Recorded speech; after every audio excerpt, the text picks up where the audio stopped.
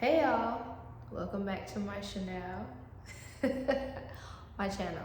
My name is Magda Desir, aka the Unapologetic Nonconformist, here with a brand new YouTube video. But before we get started, please subscribe to my channel.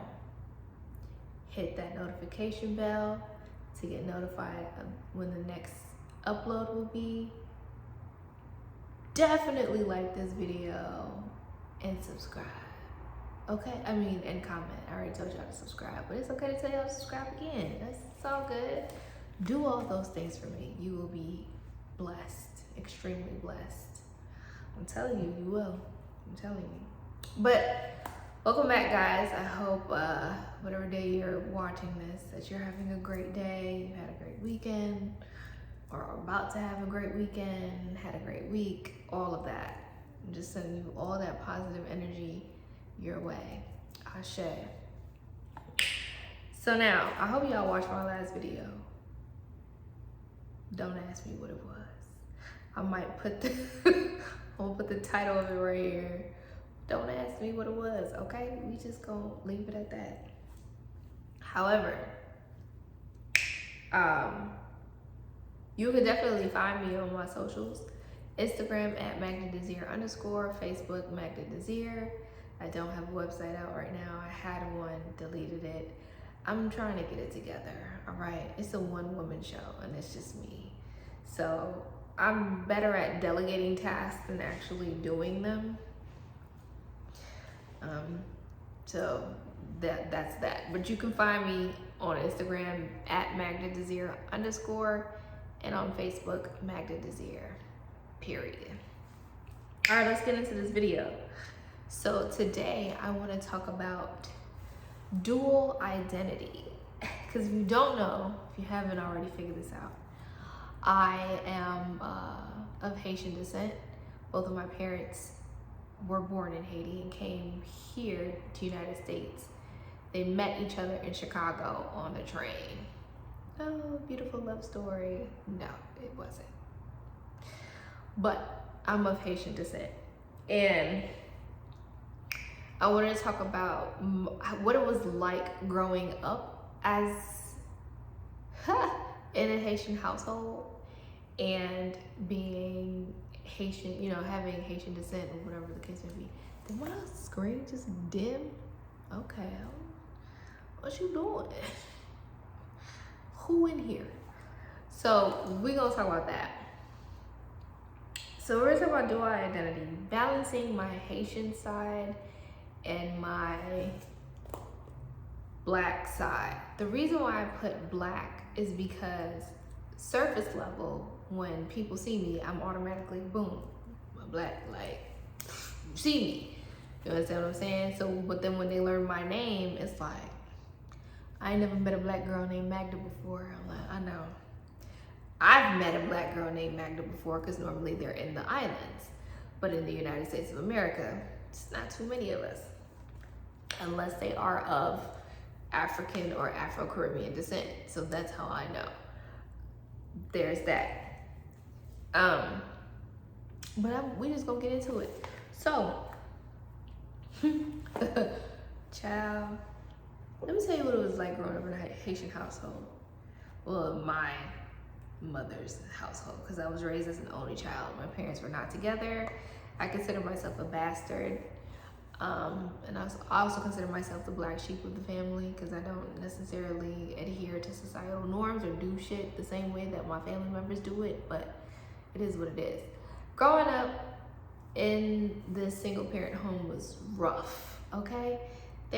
I couldn't have an opinion, not much of an opinion, no privacy whatsoever. I didn't have a room. I did not have a room until I got to college. So I slept out in the living room on a day bed that was like behind the couch. No, like nothing was put up to like cover the area to make it seem like it was my room. None of that happened. Sometimes I slept on the floor, sometimes I slept on the couch, and my mother had plastic on the couch. Yes, I slept on the couch with the plastic on it. did it hurt to peel myself off of the couch? Not necessarily. You know, it is what it is. But there were times that I slept on the floor, I slept on the couch, slept on my day bed. I'm not saying that we were poor. My mother did what she could at that time, but it could have been better. So yeah, no privacy whatsoever. When I say my mother was in my business, my mother was in my business. I couldn't think privately. Sounds crazy, right? I couldn't talk on the phone. I text a lot. That's why I'm like a huge texter now, because I text a lot. I text people all the time. I couldn't journal my thoughts. My mom found one of my diaries or journals, whatever you want to call it, read it, ripped it apart, things like that. So when that happened, I could not journal. I didn't journal anything anymore. Like sporadically, I would like write things out and then stick it in like a book or something like that, or stick it somewhere so that she wouldn't find it. But I would buy journals, like diaries and journals all the time, but I would never like complete the whole thing. Like I would write one page and tear it out, fold it up and stick it somewhere. Yeah. It was difficult. I had a very, very tumultuous childhood. It was very abusive. It was very difficult to grow up in that household. I was a tomboy, like very tomboyish. And I stayed out of the house a lot because school was my escape. It was easier for me to, be in sports and be outside the house because I didn't have peace at the crib. There was no peace. TV was on all the time. Mom was on the phone, yelling, screaming at somebody, arguing with people. I was just like, it was no peace. When it was time for homework, like literally, I was not able to keep the light on for too long because my mom would be like, you need to turn this light off because I need to go to bed. And I'd be like, well, I got homework to do. If I didn't turn the light off at a certain time, she would yell and scream that electricity bill's too high. Like, I barely could do any fucking thing. If I walked wrong, it was a problem. If breathed wrong, it's a problem. Said anything, it was a problem. I'm not sure if every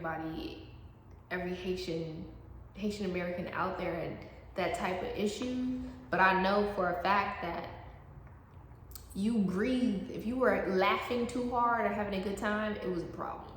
It was just a fucking problem. So, it was hard. It was hard growing up. And then there was a church aspect, having to go to church all the time. I hated that. Oh my God, did I hate that. I hated to go to church all the time. You did something wrong, parents would call people and just lie on, I wouldn't say lie, but they would tell you your business, exaggerate the truth. There you go. They would exaggerate the truth and make it seem like you were this awful person, just trying to live life and be a human, you know what I'm saying? Just be a child in the house. So it was very difficult. It was different. There was no, being from Chicago, there was no B96 allowed to be played, no GCI, none of that. I couldn't play those radio stations. I wasn't able to listen to secular music like that. My mother played a whole bunch of French, old ass white people music. They were French singers because that's the stuff that she grew up on in Haiti, so she brought it over. A little bit of Haitian music also was being played in the crib too, but mainly it was like Edith Piaf and Michel Sardou, these white folks, these old ass white French people that she listened to all the time. It sounded like they were dying, like they were wailing. Why does my thing keep going out like that? I don't like that, but it makes me look darker. It sounded like they were dying. So there's that. It was difficult. It was difficult. It was very abusive. Verbally abused. I was verbally abused, physically abused, emotionally abused. It was bad. Okay? It was bad. So when it came to interacting with the other Black kids in school and around the neighborhood, I used to tell people to call me Maggie.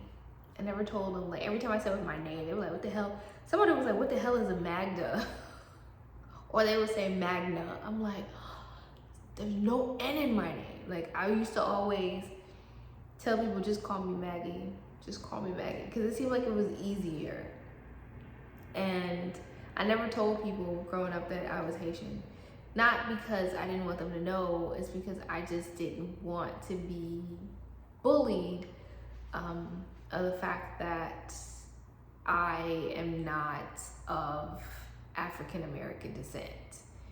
And even though I was Black, a lot of the times people didn't understand that Black people can come from other parts of the world, you know, just a little bit of ignorance on my side and the other person's side. But I used to just be like, yeah, I'm Black. And then when they heard my mom have an accent, they were like, no, your mama got an accent. And I'm like, well, she's from Haiti and I'm not. So I would say, I would tell them my parents are from Haiti, but I'm not. I was born here. Ignorance, I know. But it was okay. But other parts of the world, Haitians weren't treated like, you know, oh, that's kind of cool that you are Black, but different. You're Black, but not necessarily Black because you speak another language. You're just from the islands. But in other parts of the world, like New York and Florida, Haitians were being treated like absolute crap.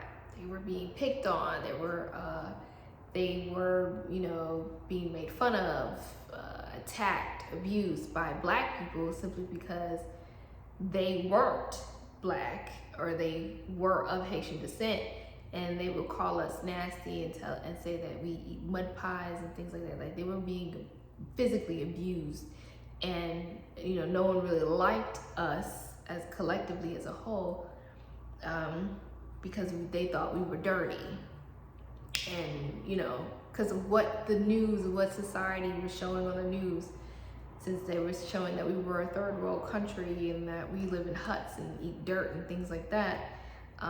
People saw that and just, you know, especially in New York and Florida, they were just abusing Haitian people left and right. That was back in the 90s. Nowadays, everybody loves us. I don't know. I feel a little way about that, but it is what it is. So that's what that's like. That's what that was like growing up for me in the Midwest, being of Haitian descent. And I'm gonna get into this, but now, present day, 2022, I proudly be like, nah, G, I'm Haitian.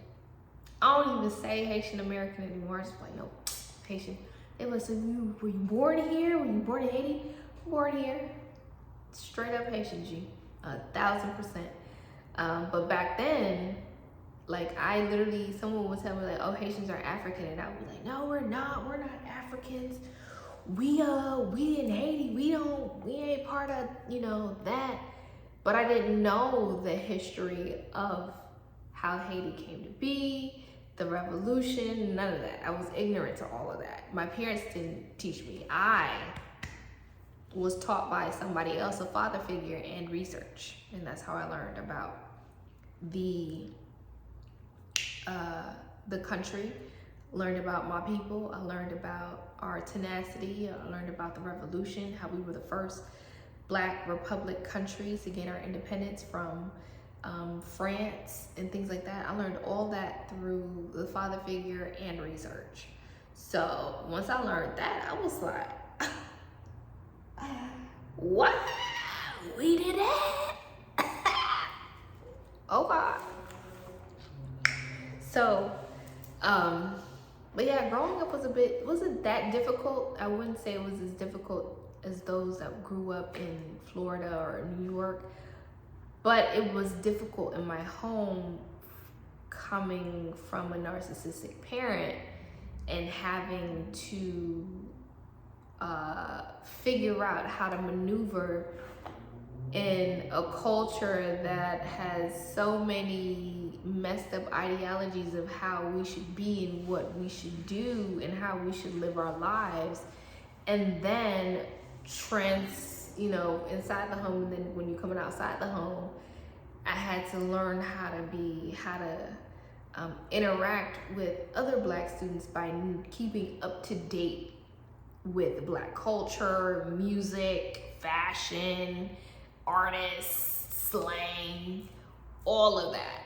So it's like dual identity. So technically, I don't want to say two-faced, but I had to be one person in the home and one person on the street or with society, especially with the other Black people in society. So it was difficult having to do that. And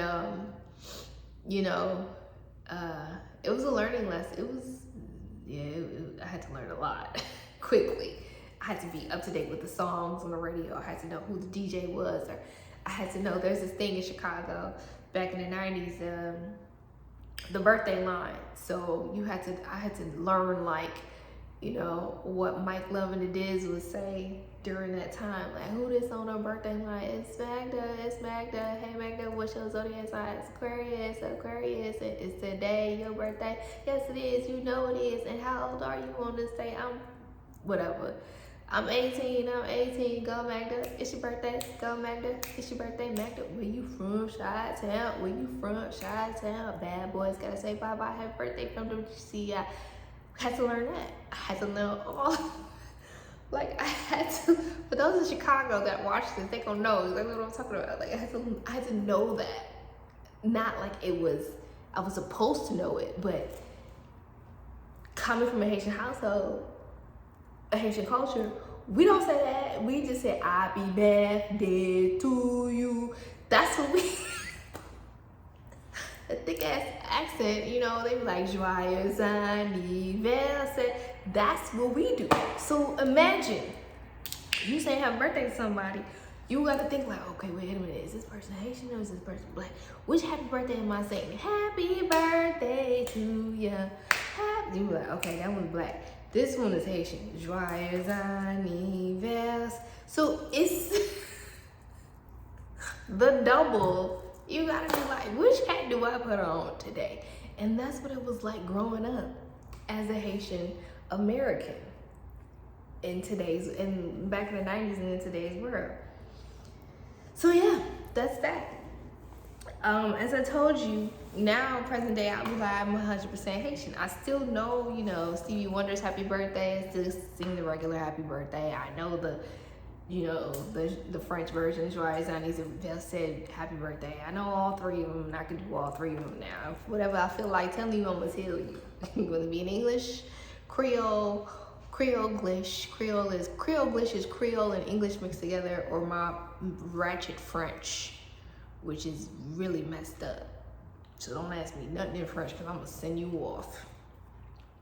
I don't speak the language of the oppressor. And so, with that being said, we're moving on to what side do I identify with the most? Haitian.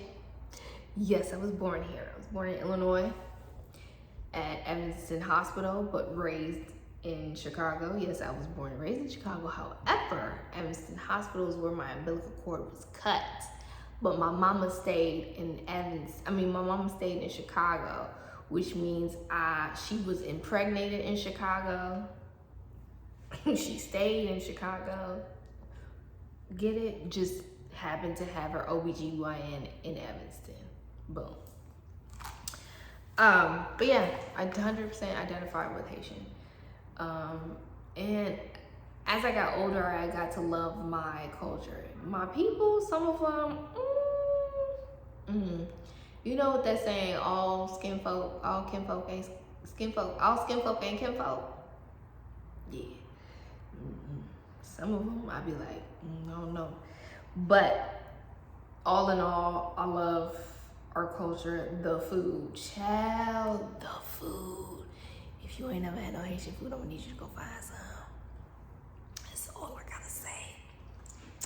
Sasa mamgaldu.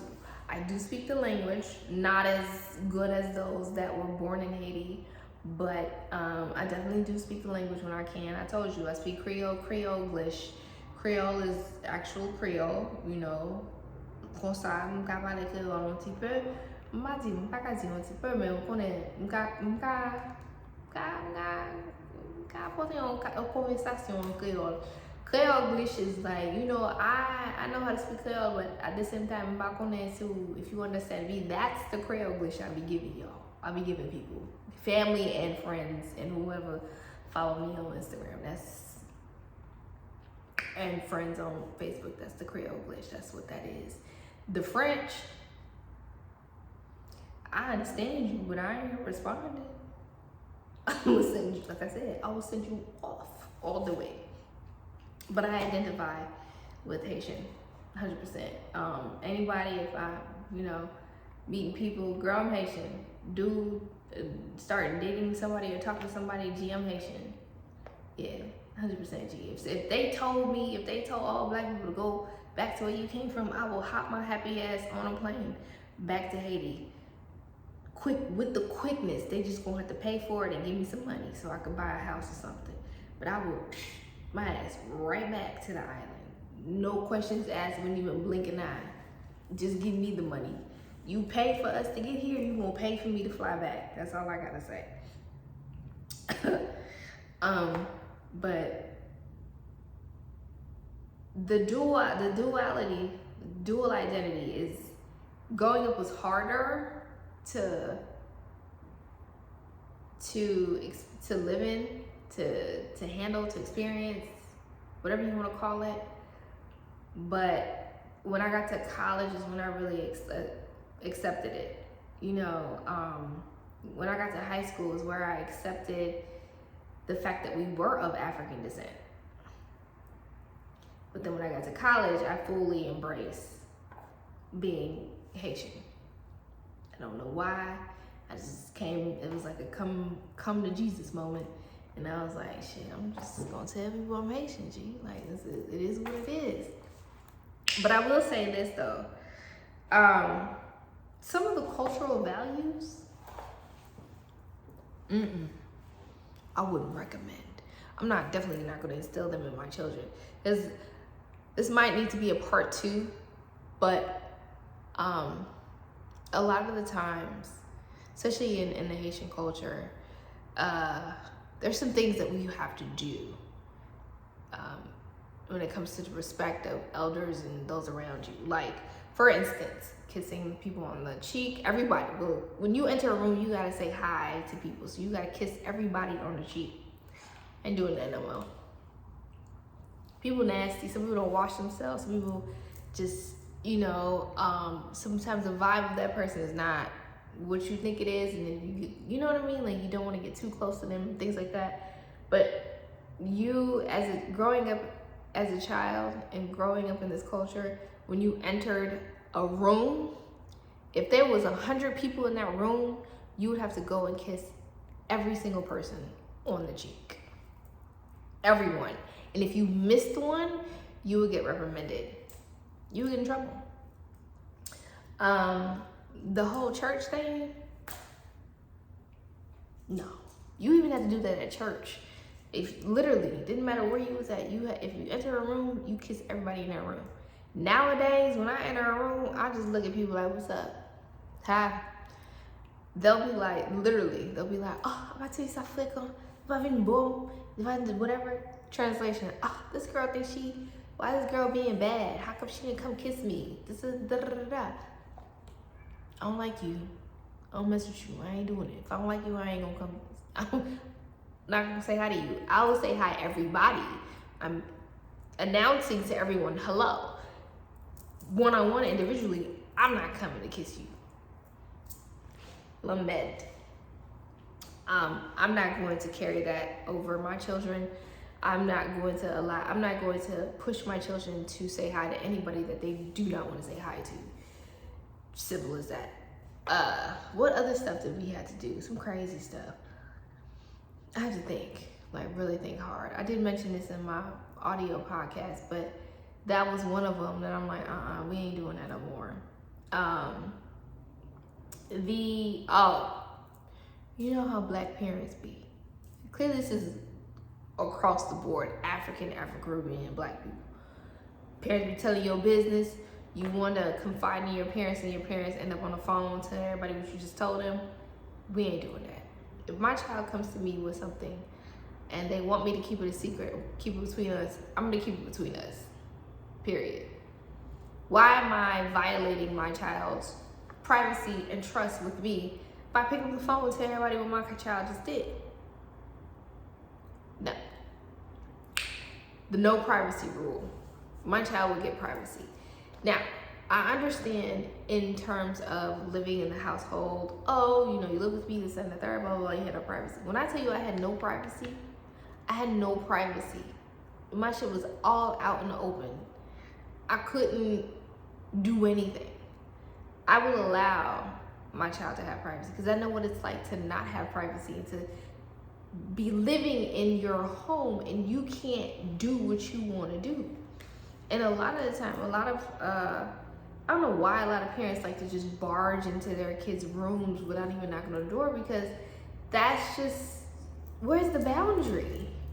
I understand that that's your child and you pay the rent and all the bills, but in order for your child to learn how to set boundaries, you gotta be able to respect them as a human being. Now, how the fuck do you just open the door? Oh, I pay the bills here, I do this, I do that. I know I don't have no kids right now, but I know growing up that parent who's currently doing it to their child wanted the same respect from their parent. I'm not saying that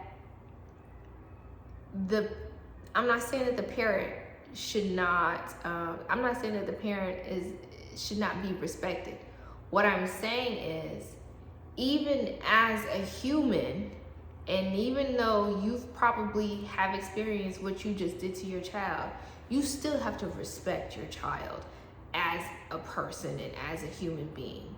You can't just barge up in that motherfucker and be like, well, I pay the bills, I pay the rent, I can do what I want, this is my house. You're right, it is your house. But how is your child going to learn about boundaries and you doing this type of shit to them? So you're telling them, oh, as your parent, I'm allowed to, just disrespect you or cross your boundaries, but at the same time, let me teach you how to not let other people disrespect you and cross your boundaries. That's a fucking contradiction. Like, what sense does that make? You teaching your child, don't let nobody disrespect you, don't let nobody cross your boundaries, but since I laid on my back, had sex and had you, I'm gonna disrespect you and cross your boundaries. No. Haitians did that all the time. I know a lot of Haitian people who have experienced that. No, we ain't crossing no boundaries with mine. Knock on the door. You deserve that privacy, you deserve that respect. Now, if I done asked your ass to do something over and over again, you haven't, then I might have to open the door. But in order for me to teach my child boundaries and respect, I'm gonna have to show them that. I'm going to have to respect them and not cross their boundaries. Like, it just makes sense. If I don't want somebody to cross my boundary and disrespect me, but I'm doing it to somebody else, they're gonna look at me like, well, you did it to so-and-so, how come I can't do it to you? Children learn best by our actions than what we say, period. And experiencing what I experienced in my mama's house, we ain't taking that over to mine. That's that. The boundary crossing, the kissing people on the cheek whenever they enter a room. Oh, another thing that I probably won't carry. Well, one thing I will carry is the culture. The language, I'm not too strong in that department because I was born here. But we gonna figure that out. We're gonna figure out how my child is going to speak Creole all the time. I'm gonna have to find some friends who are consistent in créole, so m'ka parler dans créole avec tout le temps, parce que my first language is English. You just saw how I did that Creole glitch right there. My first language is English, so fuck moi joine, I didn't say fuck, F-O-K. Fuck moi joine moun qui ka parler créole avec toujours, tout le temps, so that way when I had kids, I could teach them Creole so that it can carry on. Now, will I marry a Haitian man? I don't know. I mean, I would like to, but I ain't gonna lie, he gonna have to be Americanized. And another thing that I won't carry over into, another cultural thing that I won't carry over into is allowing the parents to be in our business like that as husband and wife. Sometimes some parents are not like that, but there are some parents that just be all up in your business. I ain't got time.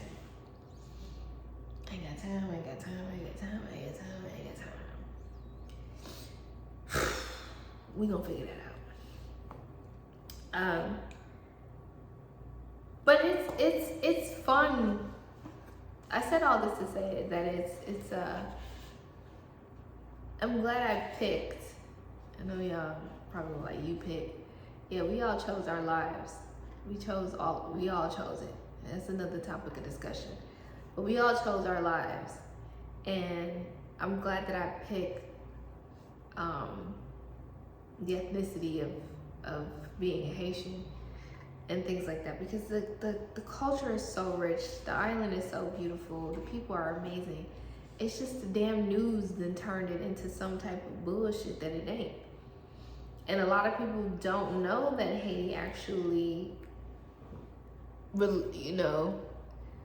uprooted itself out of slavery, because white people don't want to talk about how black people done got rid of a whole bunch of white people on the islands.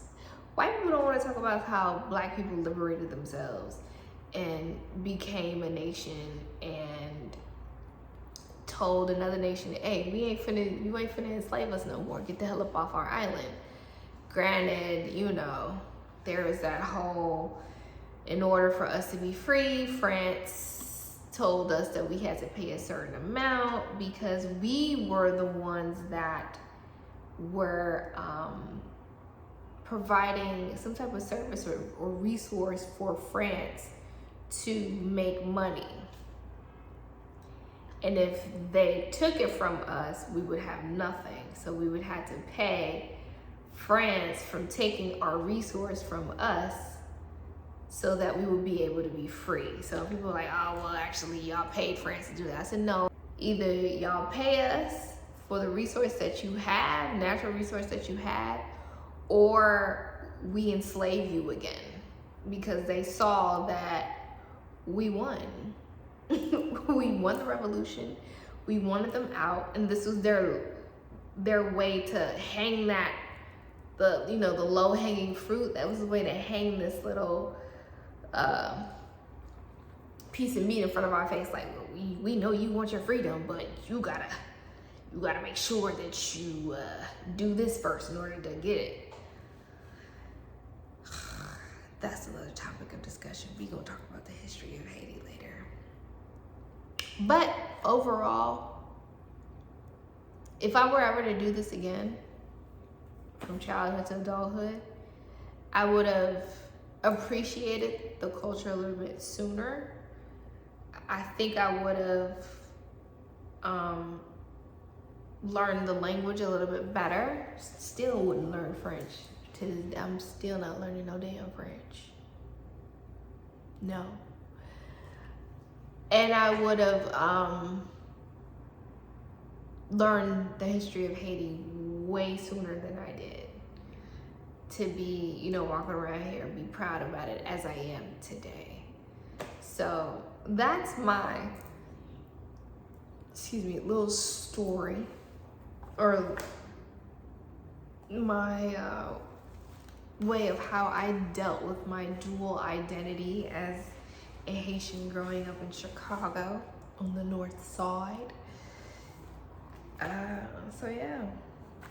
Again, find me on Instagram at Magda, Desir _, Facebook, Magda Desir. Go ahead and like, comment, and subscribe. Hit that notification bell so that you'll be notified when the next upload comes through. I hope y'all have a great day, weekend, whenever you're watching this. And I'll see y'all in the next video. Peace! I'm just kidding. Bye.